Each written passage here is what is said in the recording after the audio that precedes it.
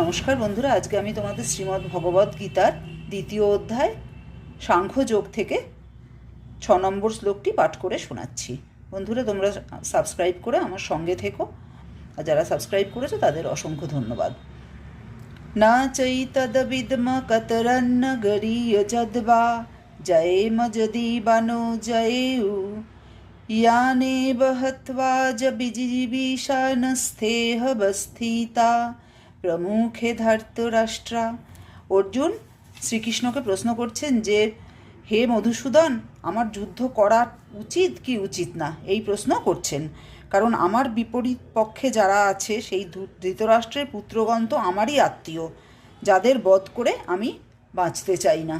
এটাই অর্জুন শ্রীকৃষ্ণকে জিজ্ঞাসা করছে যে যুদ্ধ করা উচিত কি উচিত না। কারণ বিপরীতে যারা আছে তারা তো অর্জুনেরই আত্মীয়, ধৃতরাষ্ট্রের পুত্ররা, আর অর্জুন চান না যে যুদ্ধ করবেন তাদের বিরুদ্ধে। এটাই মধুসূদনের কাছে অর্জুন জানতে চাইছেন। নমস্কার।